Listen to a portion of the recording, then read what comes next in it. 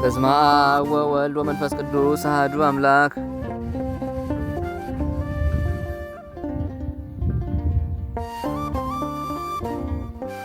አመሰሉ ለወርሃ መጋቢት ዛቲ ዕለት ኮነ ሰማዕተ ቅዱስ መከራዊ ኤጲስቆጶስ።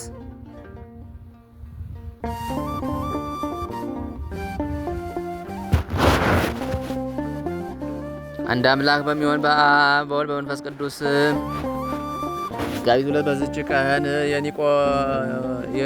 የኒቅዮስ ኤጲስቆጶስ አባ መከራዊ በሰማዕትነት አረፈ። ይህም አባት በግብፅ ደቡብ ከምትገኝ ከስሙናይን ከታላላቆቿ ወገን ነው። ለኒቅዮስ ከተማም ኤጲስቆጶስነት ተሾመ። የስደትና የመከራ ወራት በሆነ ጊዜም ስሙ ዮፋንስ የሚባል መኮንን ወደዚያች አገር ከንጉሥ ተልኮ መጣ። የክርስቲያን ወገኖችንም ያሰቃይ ዘንድ ጀመረ። የዚህምንም ቅዱስ ኤጲስቆጶስ አባ መከራዊን ዜና ሰምቶ ወደ እርሱ ያመጡት ዘንድ ወታደሮችን ላከ። እርሱም ወደ መኮንኑ ከመሄዱ በፊት ወደ ቅዱስ መሠዊያው ገባ። እጆቹንም ዘርግቶ ጸለየ። ንዋየ ቅድሳቱንና የመቀደሻውንም ልብሶች በመቅደሱ ውስጥ አኖረ። ከዚያም በኋላ ቤተ ክርስቲያኑን ይጠብቅ ዘንድ ወደ እግዚአብሔር ኢየሱስ ክርስቶስ ፈጽሞ ማለደ። በላያችሁ የፀሐይ ብርሃን ይወጣ ዘንድ ያልተዋችሁ የጽዮን ልጅ ደጆች ሆይ እግዚአብሔር ቤት ማገልገያ የሆነ ንዋየ ቅድሳቱን ጠብቁ እያለ ታላቅ ለቅሶን በማልቀስ ጮኸ። ከዚህ በኋላ ከንጉሥ መልእክተኞች ጋር ወጥቶ ሄደ። ወደ መኮንኑም ቀረበ። ስለ ስሙና ስለ አገሩ ስም ስለ ሥራውም ጠየቀው። የኒቅዮስ ከተማም ኤጲስቆጶስ እንደሆነ ባወቀ ጊዜ እንዲገርፉትና እንዲያጎሰቅሉት ብርና እርሳስም አቀልጠው ባፉ እንዲጨምሩ አዘዘ።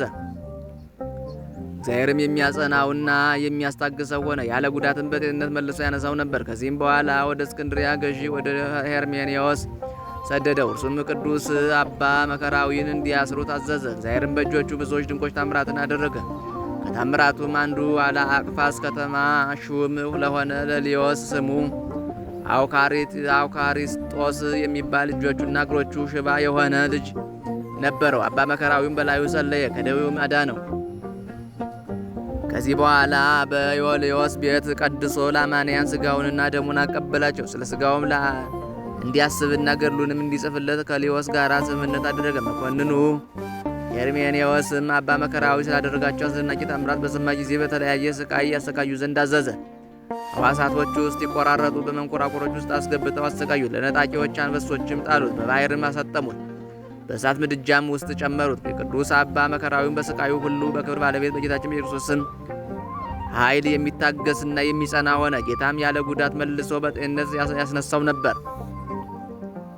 የእመቤታችን የድንግል ማርያምን ቤተ ክርስቲያን የምታገለግል አንዲት ድንግል እህትም ነበረችው። ሁለት ወንድሞችም ነበሩት። የአንደኛው ስም ዮሐንስ፣ የሁለተኛው ይስሐቅ ይባላል። በእስር ቤትም ሳለ ወደ እርሱ መጡ።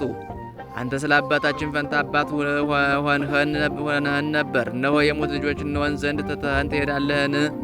እያሉ በፊቱ አለቀሱ። እርሱም አጽናንቶ ወደ ቤታቸው አሰናበታቸው። ዮልዮስም የዚህን ሽማግሌ ሞት በጽሑፍ እዘዝ፣ ከእርሱም ታርፋለህ ብሎ መኮንኑን መከረው። ቃሉንም ተቀብሎ ራሱን በሰይፍ እንዲቆርጡ አዘዘ። በመንግሥተ ሰማያትም የሰማዕትነት አክሊል ተቀዳጀ።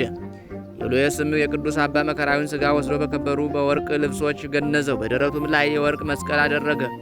ወደ ሀገሩ ወደ ኒቅዮስም ከአገልጋዮቹ ጋር አሰደደው። መልካም ነፋስም ሆነላቸው። መርከቢቱ ፈጥና ሄደች። በከተማውም በር አንጻር ደርሳ ቆመች። ቀዛፊዎችም ሊያንቀሳቀሷት ፈልገው ነበር፣ ነገር ግን አልተቻላቸውም። አብዝተው በደከሙም ጊዜ ሥጋዬ በውስጡ እንዲኖር እግዚአብሔር የፈቀደው ቦታ ይህ ነው የሚል ቃል ከበርን ወጣ። ይህንንም ለሀገር ሰዎች ነገሯቸው። የሰሌን ዝንጣፊም እየያዙ ወደ እርሱ መጡ። በሀገራቸውም ውስጥ እርሱ በመረጣት ቦታ እስካኖሩት ድረስ በታላቅ ክብር ተሸክመው ወሰዱት። መላ የሕይወቱ ዘመን 131 ዓመት ሆነ። መጻሕፍትን እስካስተማረ ድረስ 8 ዓመት በዲቁና ሹመት 24 ዓመት። ከዚያም ቅስና ተሹሞ በቅስና አገልግሎት 30 ዓመት ኖረ። ከዚህም በኋላ ኤጲስቆጶስ ሆኖ ተሾመ። በዚያም 69 ዓመት ኑሮ መልካም ተጋድሎውን ፈጸመ። የሕይወት አክሊልም በክብር ባለቤት በጌታችን በኢየሱስ ዘንድ ተቀበለ። ጸሎቱም በረከቱም ከእኛ ጋር ትኑር ለዘላለሙ አሜን። ሰላም ለመከራዊ ሃይምሞት ወዘስህኑ አናብስት መሰል ወመንኮራኩራ ዘበበበይኑ እምድኅረ ገድሎ ፈጸመ ወሰለጠ ጊዜ ርሳኑ ሄደው መሃይምናን ኪያው ደፈኑ ሀባ አመረቶሙ ቃል ወፂአ እምበድኑ። ዳግመኛም በዚህች ቀን የሮሃ ሀገር የሆነ የተሰወረውን የሚያይ ቅዱስ ጎርጎርዮስ አረፈ። ይህም ቅዱስ ሰው አስቀድሞ አመፀኛና ሀጥ ነበረ። ከዚህ በኋላ ካመፁ ወደ እግዚአብሔር በንስሐ ተመልሶ መነኮሰ። የጻድቃንን ማደሪያና ብዙ ዋጋቸውን የኃጥአንንም ኩነኔና እየራሱ የሆነ ስቃያቸውን እግዚአብሔር እስከ ያሳየው ድረስ ብዙ ተጋደለ። እግዚአብሔርን በጸሎቱ ይማረን ለዘላለሙ አሜን። ሰላም ለጎርጎርዮስ አመጻመ ወተጋ መልዕልተ ደብር ሀገረ ሮሃ መካነ ሀጣን ብካየ ወመካነ ጻድቃን ፍሳ ዘበበጾታው ነጺሮ ብዙ ለለውስተ ምድር ሰበከ ንስሐ